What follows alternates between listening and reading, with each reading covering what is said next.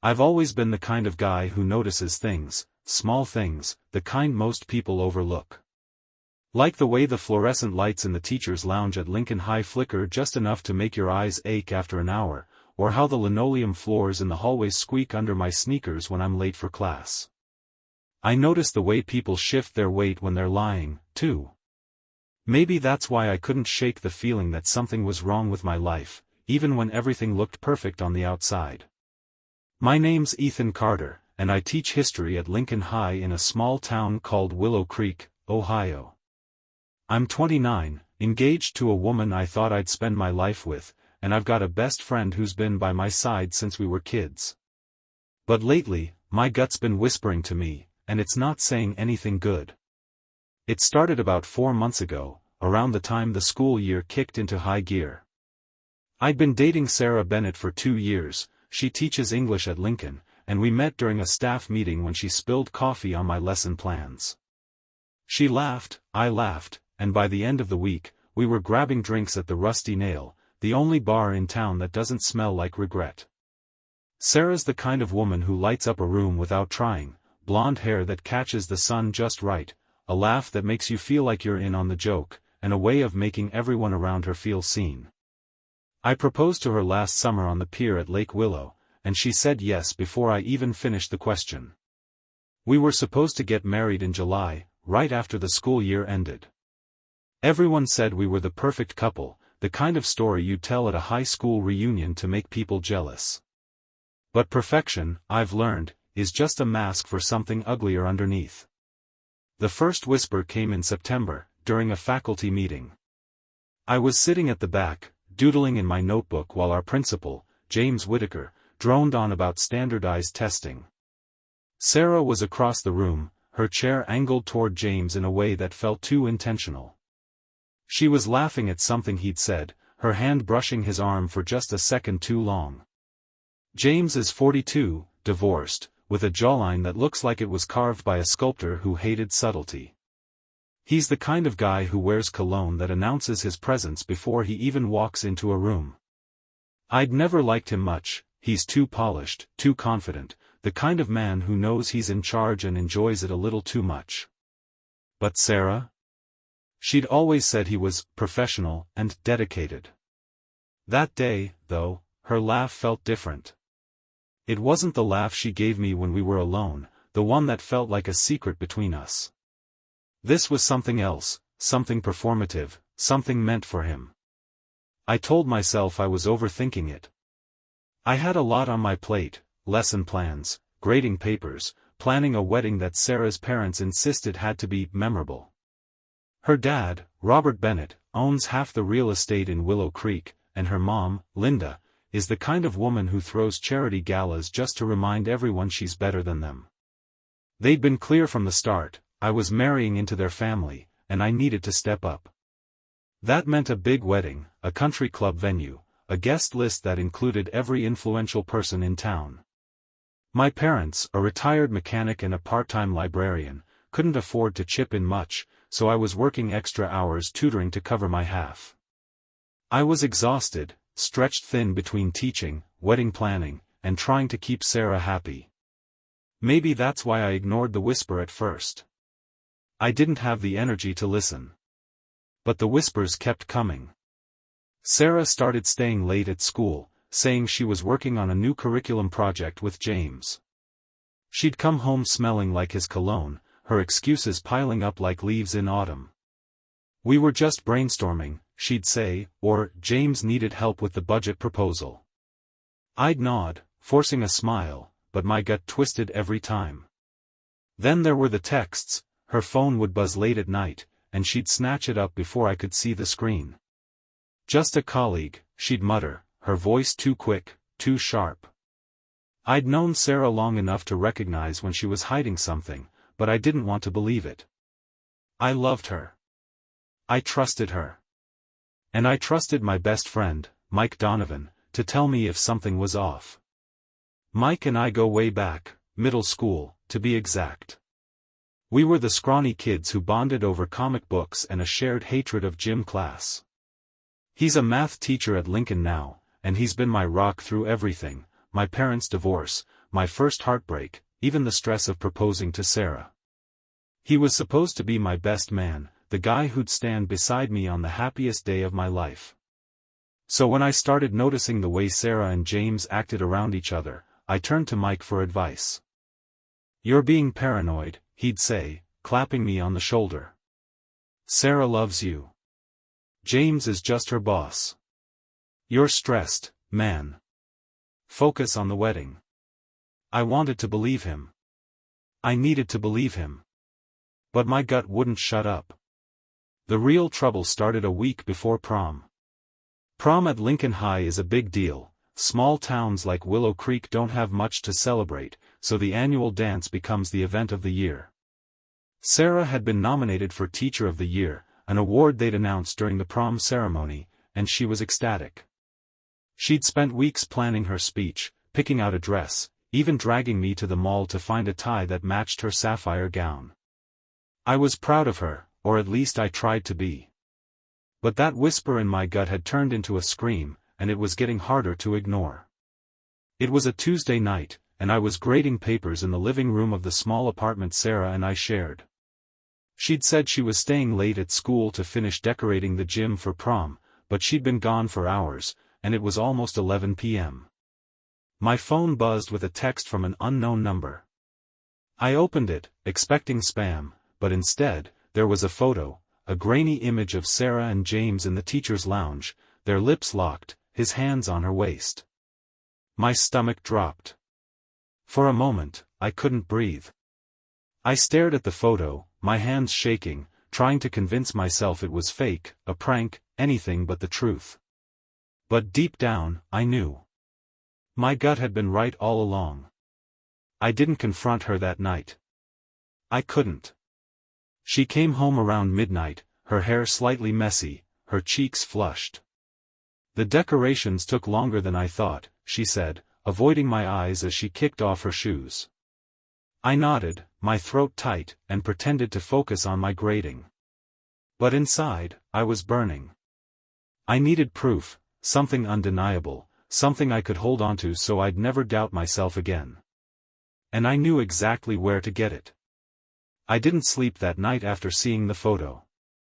I couldn't. My mind kept replaying the image, Sarah's lips on James's, her hands on his waist, the way the dim light of the teacher's lounge cast shadows across their faces. It was burned into my brain, a loop I couldn't stop. I sat on the couch in our apartment, the TV off, the only sound the faint hum of the refrigerator in the kitchen. Sarah was asleep in our bedroom, or at least pretending to be. I didn't check. I didn't want to see her face, didn't want to hear her voice, didn't want to risk her asking why I was still awake. I knew if I opened my mouth, I'd say something I couldn't take back. So I stayed silent, staring at the wall, my thoughts churning like a storm I couldn't outrun. By the time the first light of dawn crept through the blinds, I'd made a decision. I wasn't going to confront her, not yet. I needed more than a grainy photo from an unknown number. I needed something solid, something I could hold in my hands and show to the world, something that would make it impossible for Sarah or James to lie their way out of it. I'd seen enough crime shows to know that people can explain away a single piece of evidence. A photo could be doctored, a text could be misinterpreted, a moment could be taken out of context. I needed proof that would leave no room for doubt, not for me, not for anyone. And I knew exactly where to start. Lincoln High isn't a big school, maybe 400 students total, a handful of teachers, one main building with a gym tacked onto the side. The teacher's lounge, where that photo had been taken, is a small room on the second floor, just off the main hallway.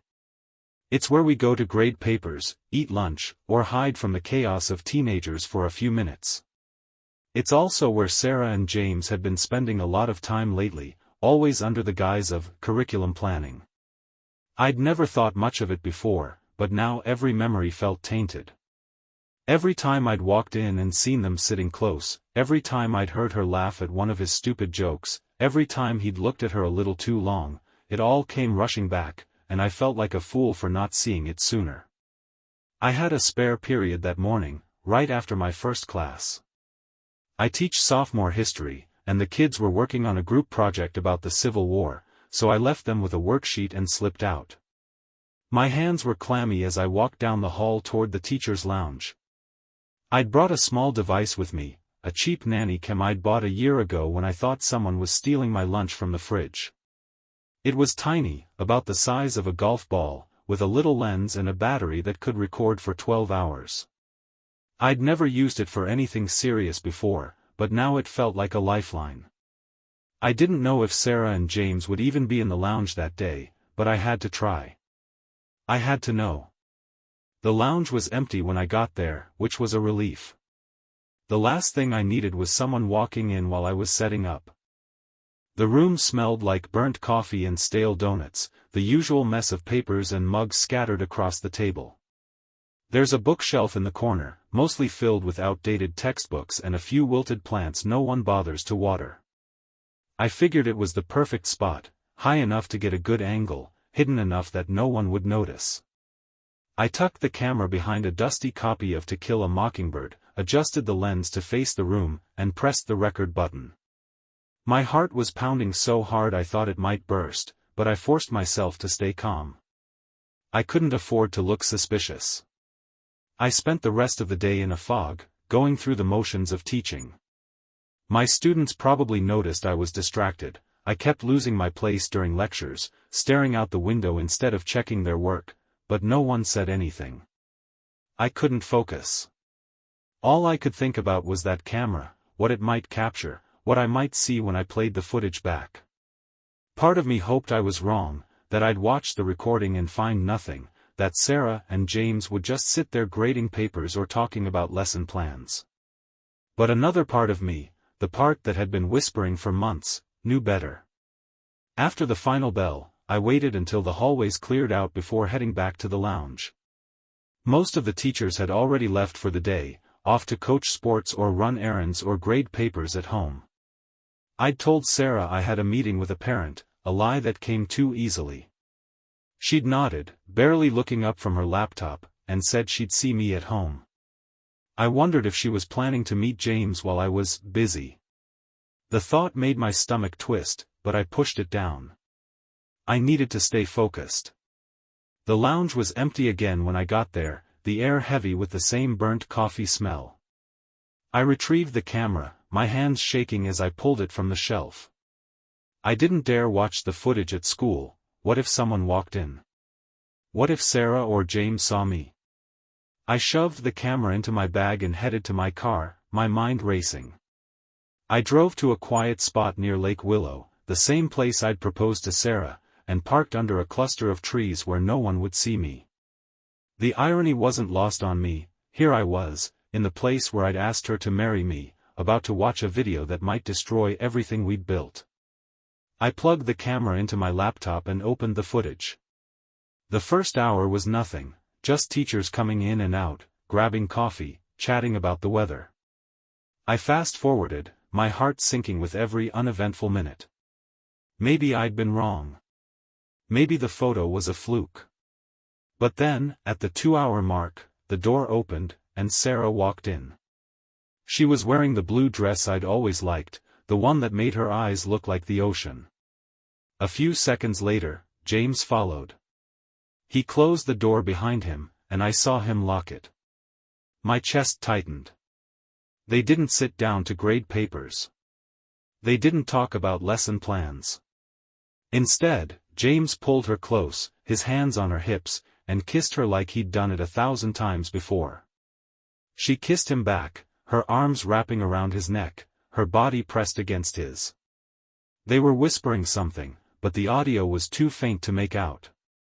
It didn't matter. I'd seen enough. I closed the laptop, my hands trembling. I wanted to scream, to throw something, to drive to the school and confront them right then and there. But I didn't. I sat there, staring at the lake through my windshield, the water calm and still, a stark contrast to the storm inside me. I knew what I had to do. Prom was in 5 days, and Sarah was expecting to accept her Teacher of the Year award in front of the whole school, students, parents, colleagues, everyone. That's when I'd do it. That's when I'd show the world who she really was. They thought they could humiliate me, betray me, and get away with it. They were wrong. I didn't tell anyone about the footage, not yet. I couldn't. The weight of it sat on my chest like a boulder, heavy and unyielding, pressing down with every breath I took. I went through the next day at Lincoln High like a ghost, my movements mechanical, my voice flat. I taught my classes, graded papers, nodded at colleagues in the hallway, but none of it felt real. My students asked if I was okay. I must have looked like I hadn't slept in days, which I hadn't. I told them I was just tired, that I'd been up late planning for prom. It wasn't a complete lie. I was planning for prom, just not the way they thought. Sarah didn't notice anything different about me, or if she did, she didn't say. She was too busy with her own excitement, buzzing around the school with a clipboard, organizing the prom decorations, the music, the award ceremony. She'd come home each night, her voice bright, talking about how perfect everything was going to be. "It's going to be a night to remember, Ethan," she'd say, her eyes sparkling. I'd force a smile, nod, tell her I couldn't wait. Inside, I was screaming. Every word she said felt like a knife, twisting deeper into the wound she didn't even know she'd inflicted. I wanted to grab her, shake her, demand to know how she could do this to me, how she could look me in the eye and lie so easily. But I didn't. I had to keep up the act, at least for a few more days. I needed her to think everything was fine, that I was still the oblivious fiancé she could betray without consequence. I spent my evenings alone, locked in the spare room of our apartment, the one we'd turned into a makeshift office. I'd told Sarah I was working on a special project for my history classes, which wasn't entirely untrue. I was working on something, just not for school.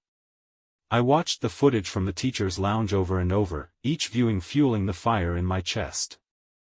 I edited it down to a short clip, just 20 seconds, enough to show the truth without dragging it out.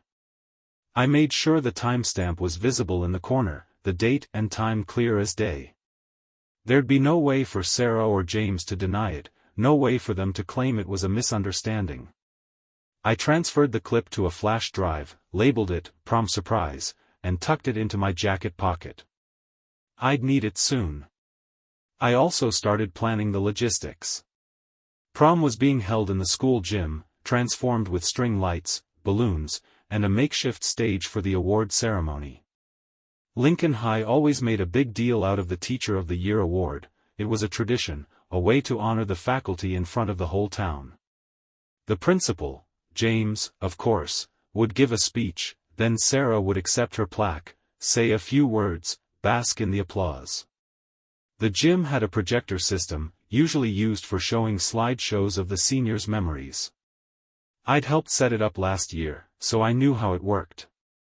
I knew how to connect a flash drive, how to switch the feed, how to make sure the screen showed exactly what I wanted it to. All I needed was a moment to slip into the AV booth during the ceremony, and I'd have my chance. I thought about telling Mike, my best friend, what I'd found. I wanted to, needed to, share the burden with someone, anyone, who'd understand. But every time I picked up the phone to call him, something stopped me. Mike had been so quick to dismiss my suspicions before, so eager to tell me I was overreacting. What if he didn't believe me now? What if he warned Sarah, or worse, James? I couldn't risk it. I had to do this alone. The thought made me feel more isolated than I ever had in my life, but it also made me more determined. If I couldn't trust the people closest to me, I'd trust myself. My gut had been right, and now I'd make sure they paid for ignoring it. The days leading up to prom crawled by, each one heavier than the last. I barely ate, barely slept, my mind consumed with what I was about to do. Sarah noticed I was quieter than usual, but she didn't push. "You're just stressed about the end of the year," she said one night, rubbing my shoulders as we sat on the couch. I nodded, letting her think she was right. Her touch, which used to feel like home, now made my skin crawl.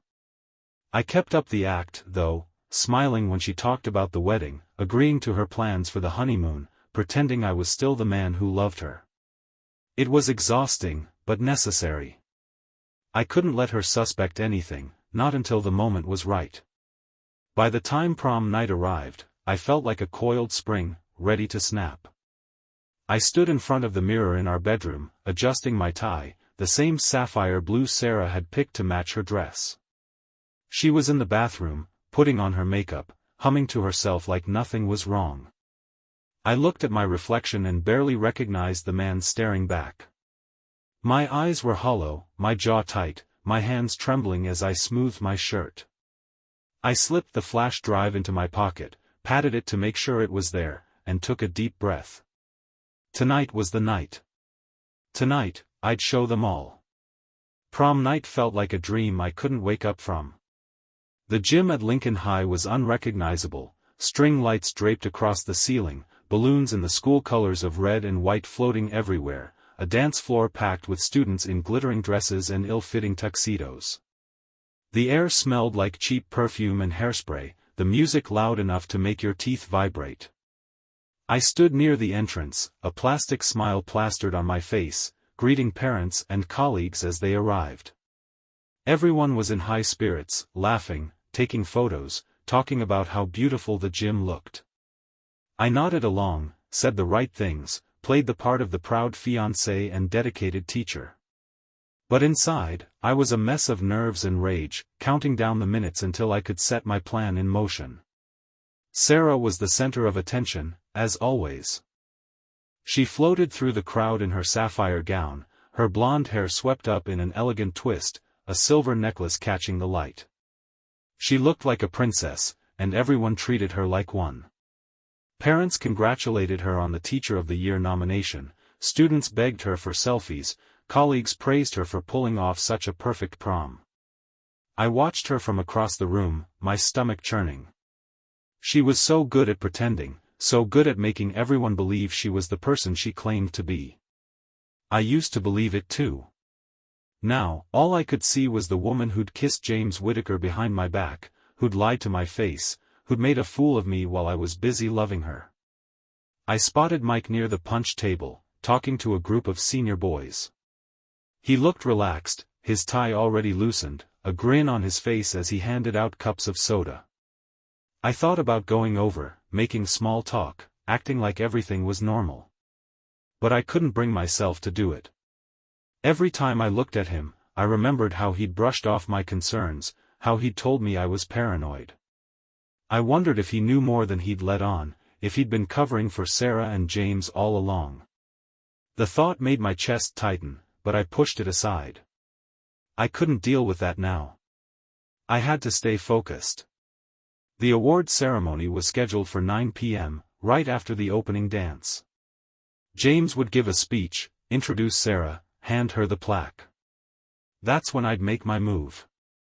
I'd already scoped out the AV booth earlier in the day. It's a small room above the gym, overlooking the stage, where the tech crew controls the lights and projector. I knew the kid running the booth, a senior named Tyler who was more interested in his phone than his job. I'd told him I had a special video to play during the ceremony, a surprise for Sarah. He'd shrugged, said it was fine as long as I gave him the flash drive beforehand. I didn't trust him not to peek, so I kept the drive in my pocket, told him I'd hand it over right before the speech. He didn't care. He just wanted to get through the night. As the clock ticked closer to 9, I felt the weight of the flash drive in my pocket, a constant reminder of what I was about to do. Part of me wanted to back out, to call off the whole thing, to just walk away and let Sarah and James have their moment. But then I'd remember the footage, the way she'd kissed him, the way she'd laughed, the way she'd betrayed me without a second thought. I couldn't let that go. I couldn't let them think they'd gotten away with it. They needed to feel the same humiliation I'd felt, the same betrayal, the same gut-wrenching pain. And I was going to make sure they did. The opening dance started, a slow song that had the students pairing off on the dance floor. Sarah came over, her smile bright, and took my hand. "Dance with me," she said, her voice soft, like nothing was wrong. I let her lead me onto the floor, my movements stiff, my hand cold in hers. We swayed to the music, her head resting on my shoulder, her perfume filling my senses. I wanted to push her away, to tell her I knew everything, to scream at her for what she'd done. But I didn't. I danced with her, my face a mask, my heart a storm. She didn't notice the tension in my body, didn't see the way my eyes kept darting to the AV booth. She thought everything was perfect. She thought she'd won.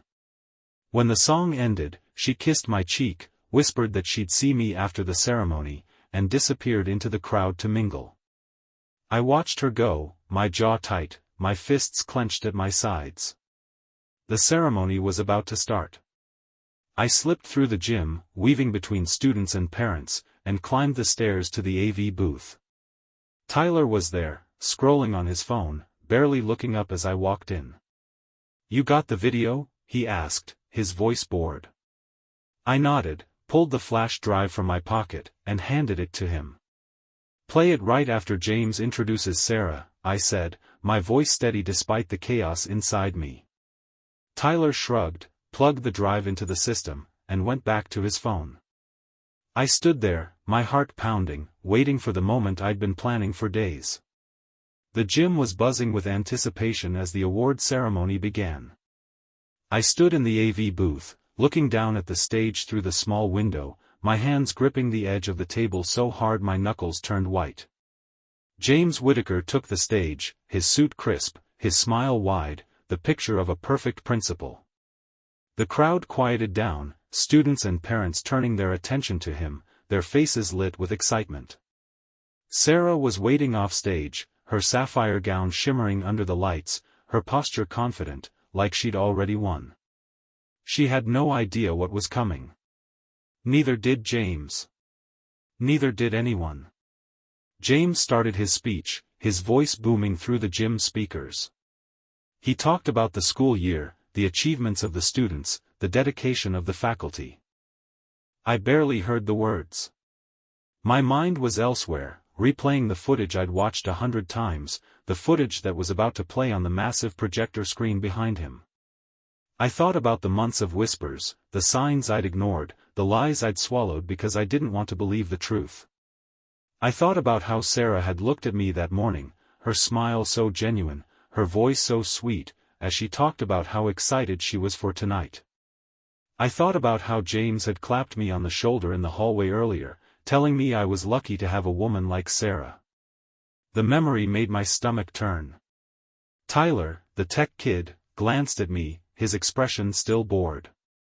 "You sure about this?" he asked, his finger hovering over the play button on the laptop. I nodded, my throat too tight to speak. I didn't trust myself to say anything without my voice cracking. Tyler shrugged, turned back to the screen, and waited for my signal. James was wrapping up his speech now, praising Sarah for her outstanding commitment to education and her unwavering dedication to her students. The crowd applauded, a wave of cheers and whistles filling the gym. Sarah stepped onto the stage, her smile radiant, her hands clasped in front of her as she accepted the plaque from James. They shared a look, a quick, subtle glance that no one else would have noticed, but I did. It was the same look I'd seen in the teacher's lounge, the same look that had haunted me for days. "Now," I said to Tyler, my voice low, barely above a whisper. He pressed the button, and the projector screen behind Sarah and James flickered. The slideshow of senior memories that had been looping all night cut to black, and for a moment, the gym was silent, everyone waiting to see what came next. Then the footage started playing. The grainy image of the teacher's lounge filled the screen, the timestamp in the corner showing the date and time, 3 days ago, during school hours. Sarah and James appeared, their movements clear, their actions unmistakable. He pulled her close, kissed her, her arms wrapping around him, her body pressed against his. The audio was faint, but you could hear her laugh, a soft, intimate sound that echoed through the gym speakers. The crowd's reaction was immediate. Gasps filled the air, followed by a wave of murmurs, then shouts of shock. Students turned to their friends, wide-eyed, whispering frantically. Parents stood up, some covering their children's eyes, others pulling out their phones to record the chaos. Sarah froze on stage, her face draining of color, the plaque slipping from her hands and clattering to the floor. James turned to the screen, his confident smile vanishing, replaced by a look of pure panic. He lunged for the projector, as if he could stop it, but it was too late. The clip looped, playing the same 20 seconds over and over, each repetition driving the knife deeper into the crowd's perception of them. I watched from the booth, my heart pounding, my hands trembling. Part of me felt a sick satisfaction, seeing their perfect facades crumble in front of everyone. But another part of me felt hollow, empty, like I'd lost something I could never get back. The gym was in chaos now, students shouting, parents yelling, teachers trying to regain control. Sarah turned to the crowd, her eyes scanning the faces, searching for me. I knew she wouldn't see me up here, not yet. I wanted her to feel the weight of her betrayal, to stand there in her sapphire gown, the Teacher of the Year plaque at her feet, and know that everyone saw her for who she really was. James grabbed a microphone, his voice shaking as he tried to speak over the noise. "This is a mistake," he stammered, his face red, sweat beading on his forehead. "Turn it off, someone turn it off." But no one moved to stop it. The clip kept playing, the timestamp a constant reminder of when this had happened, how recent it was, how real. Sarah's eyes filled with tears, her hands shaking as she backed away from the stage, her gown catching on the edge of the platform. She looked small, fragile, nothing like the confident woman who'd walked out there minutes ago. I should have felt triumphant, but all I felt was rage, raw and unfiltered, burning through me like fire. The gym was a storm of noise and movement, but I stayed in the AV booth, watching it all unfold like a scene from a movie I wasn't part of. Sarah stumbled off the stage, her sapphire gown trailing behind her, her face a mask of shock and humiliation. James was still at the microphone, shouting for someone to turn off the projector, his voice cracking with desperation. The crowd was out of control, students laughing, parents arguing, some teachers trying to herd the kids back to their seats, others just standing there, frozen. I saw Mike near the punch table, his face pale, his eyes wide as he stared at the screen. I wondered what he was thinking, if he felt guilty for telling me I was paranoid, for brushing off my suspicions like they were nothing. Tyler, the tech kid, finally hit the stop button, and the screen went black, cutting off the loop of Sarah and James in the teacher's lounge. But the damage was done. The image was seared into everyone's minds, the timestamp a permanent marker of their betrayal. The gym didn't quiet down, though. The chaos continued, voices overlapping, shouts and whispers blending into a cacophony that made my head ache. I saw Sarah's parents, Robert and Linda Bennett, near the front row, their faces twisted with rage and embarrassment. Robert was on his phone, probably calling his lawyer, while Linda clutched her purse, her lips pressed into a thin line, her eyes darting around as if she could escape the scandal by sheer will. I knew I couldn't stay in the booth forever. I had to face them, had to show myself, had to let them know I was the one who'd done this. I took a deep breath, straightened my tie, and walked down the stairs to the gym floor. The crowd parted as I moved through it, their eyes on me, some filled with pity, others with curiosity, a few with judgment. I didn't care what they thought. I'd done what I had to do. I stepped onto the stage, where James was still fumbling with the microphone, his hands shaking, his suit jacket wrinkled from his frantic movements. Sarah was off to the side, her back against the wall, her hands covering her face, her shoulders shaking with sobs. The crowd quieted slightly as I took the microphone from James. He tried to grab it back, his face red, his eyes wild, but I pushed him away, my strength fueled by the anger that had been simmering for days. "This isn't a mistake," I said, my voice steady, echoing through the gym. "What you saw was real. 3 days ago, during school hours, in the teacher's lounge. My fiancée, Sarah Bennett, and our principal, James Whitaker." The crowd erupted again, gasps and murmurs filling the air, but I kept going. I trusted them. I loved her. I thought he was a leader we could look up to. But they betrayed me, betrayed all of us, with their lies. I wanted you to see the truth. Sarah looked up at me, her face streaked with tears, her eyes pleading. Ethan, please, she whispered, her voice breaking. Don't do this.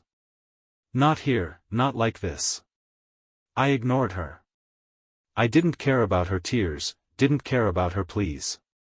She hadn't cared about me when she was kissing James, when she was lying to my face, when she was planning her perfect little award moment while I was falling apart.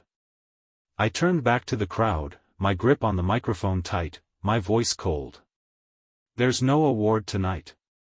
There's no celebration. You can all go home. The gym was a mess of movement now, people grabbing their things, parents ushering their kids out, students still whispering and pointing.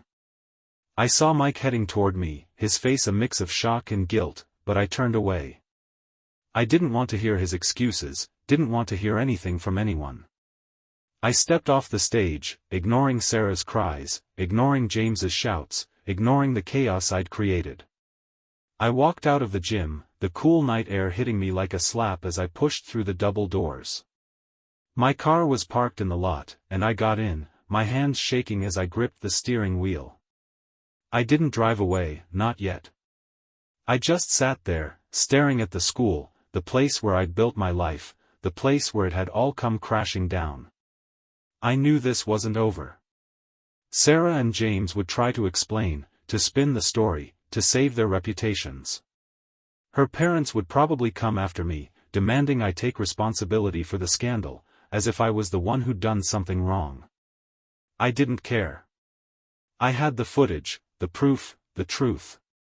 They could say whatever they wanted, but no one would forget what they'd seen tonight. No one would forget the look on Sarah's face, the panic in James's eyes, the way their perfect little world had shattered in front of the whole town.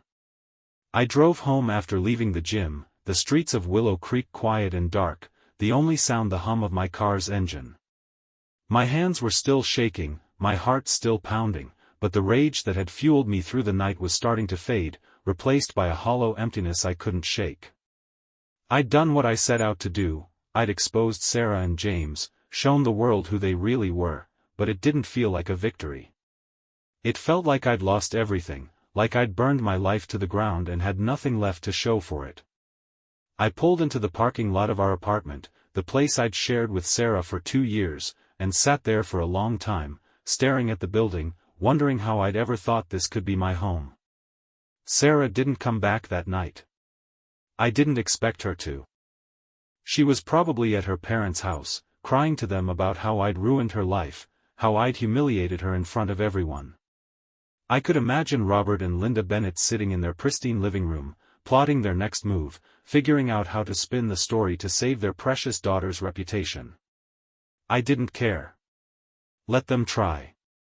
The truth was out there now, and no amount of money or influence could erase what the town had seen.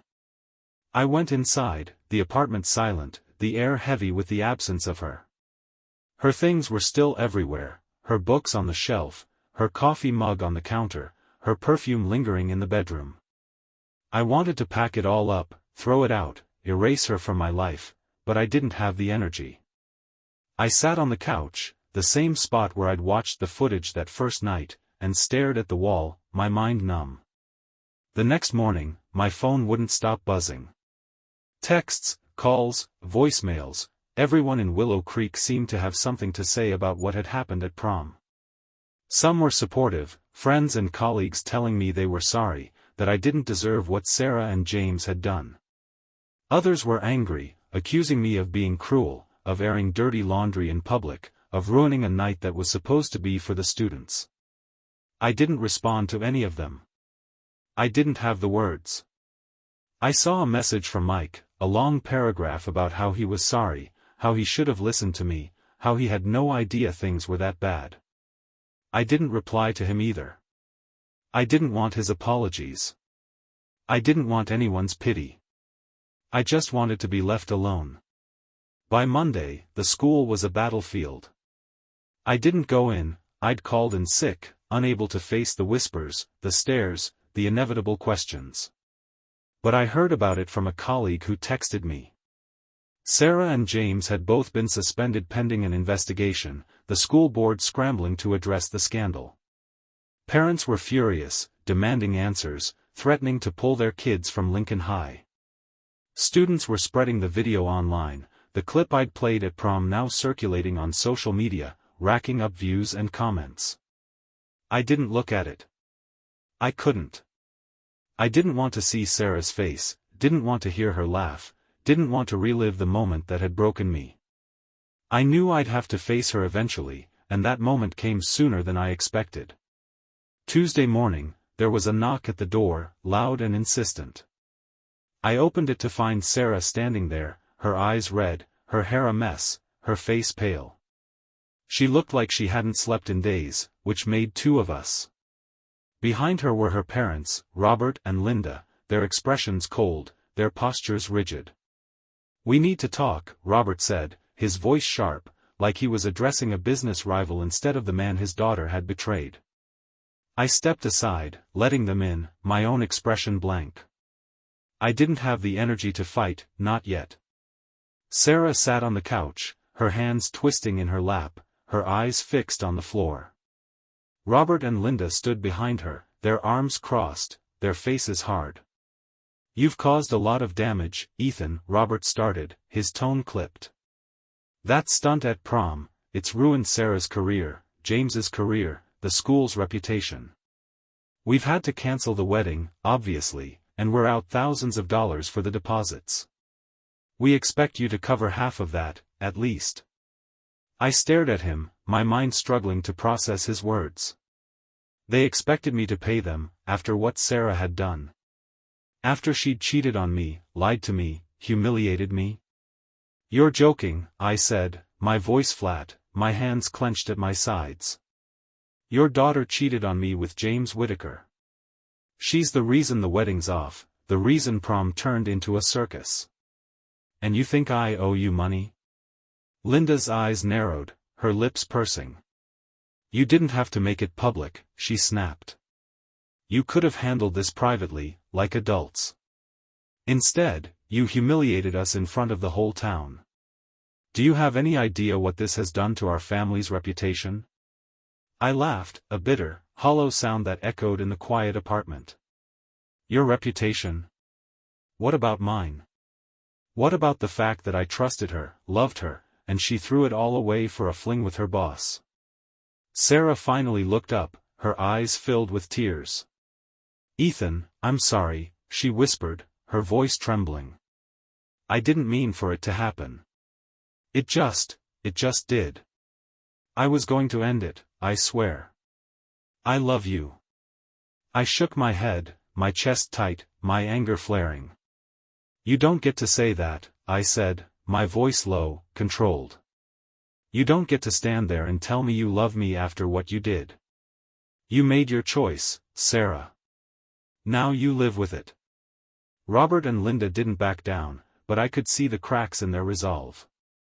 They'd come here expecting me to crumble, to give in to their demands, to let them walk away with some semblance of control. But I wasn't the same man I'd been a week ago, the man who'd ignored his gut, who'd let Sarah's lies slide because he didn't want to believe the truth. I was done being that man. I stood my ground, my voice steady, my eyes locked on theirs. "I'm not paying you a dime," I said, my tone cold, final. "You want to talk about losses? My parents drained their savings for that wedding, for your daughter, for the life I thought we'd have.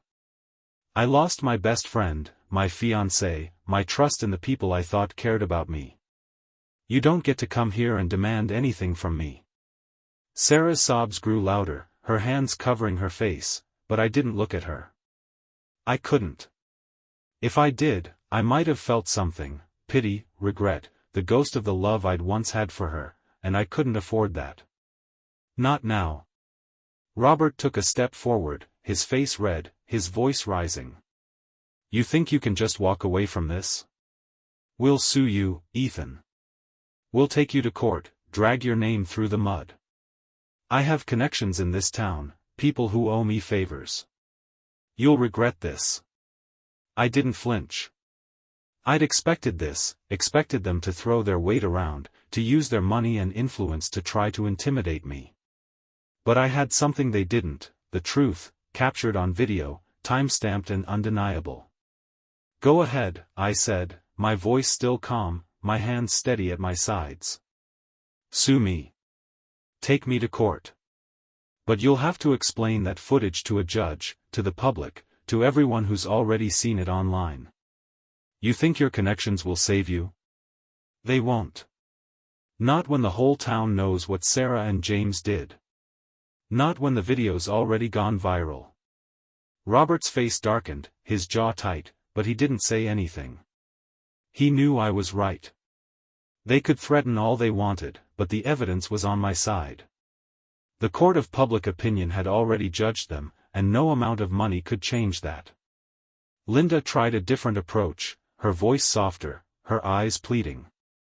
Ethan, please, she said, stepping forward, her hands clasped in front of her. We can work this out.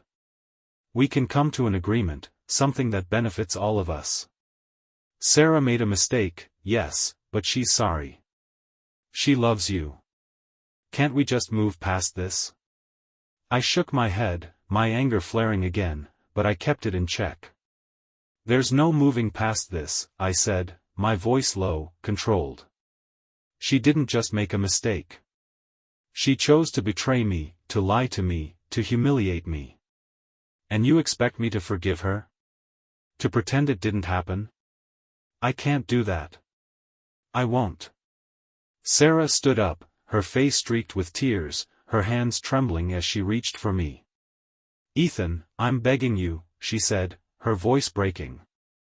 I'll do anything. I'll quit my job, I'll move away, I'll never see James again.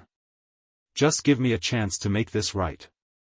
I stepped back, out of her reach, my chest tight, my heart pounding.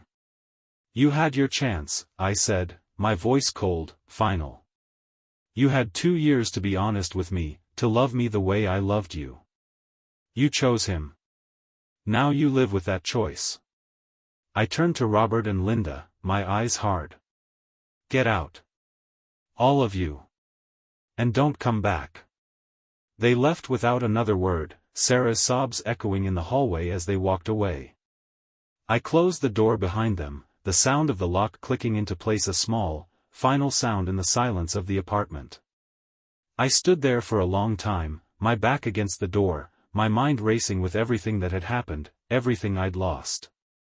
I'd gotten my revenge, exposed Sarah and James for what they were, made sure they'd never forget the consequences of their betrayal. But it didn't feel like enough. It didn't fill the hole in my chest, didn't erase the pain, didn't bring back the life I'd thought I'd have. Over the next few weeks, the fallout continued. Sarah and James were both fired from Lincoln High, their careers in ruins. The school board couldn't ignore the scandal, not with the video circulating online, not with parents demanding accountability. I went back to work, facing the whispers and stares, the pity and judgment. Some colleagues supported me, others thought I'd gone too far. I didn't care. I'd done what I had to do. Mike tried to apologize again, but I cut him off, told him I needed space. I didn't know if I'd ever trust him again, didn't know if I'd ever trust anyone again. I moved out of the apartment, found a small place on the edge of town, a fresh start. I threw myself into my work, my students, my routine, trying to rebuild what I could. The pain lingered, a constant ache in my chest, but so did the anger, the fire that had driven me to expose them.